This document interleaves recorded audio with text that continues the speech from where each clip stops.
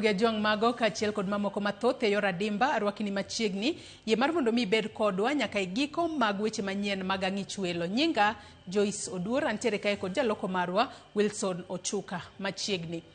Jokanyo mag duond bura mar ODM e gwenge mag Rachuonyo moting'o kar chung' od bura ma Karachuonyo, Kasipul kod Kabondo Kasipul e kaunti ma Homa Bay okichore chien gi romo moro magalamoro ma oluongi odiochieng' e kar romo ma Karachuonyo. Jokanyogo wacho ni romo makamano ma ochan gi moko kuom jodongo ma wuok e oganda Rachuonyo kod josiasa moko ok en mar riwo wi oganda Rachuonyo kod Homa Bay mangima, to en mar kelo pogruok nyaka e duol mar jodong Luo.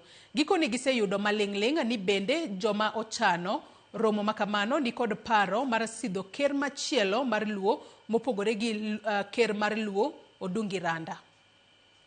Ker wan ga achiel kende men Odungi Randa mano sidho yanga Homa Bay stadium mar Raila Amolo Odinga Homa Bay.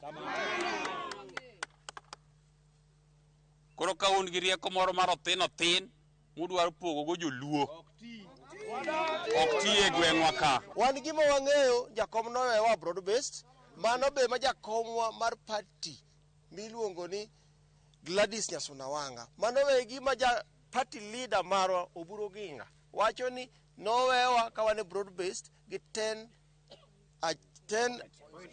point agenda ni mane mabetie nyaka 2027 toke kuno ibiro wuo kodwa. Luo mag tiyo gi mar Onyango Rabala mano en dholuo mar pogo Luo.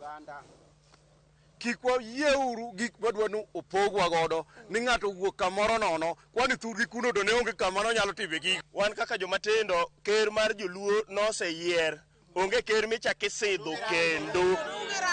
Wan kaka jomatindo wawacho ni lweny moro wuok mar pogo chama wa mar ODM.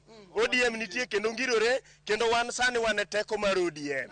In ng'ama nigi paro mar biro pogo ODM, beda kuma ne intie ok wadwari.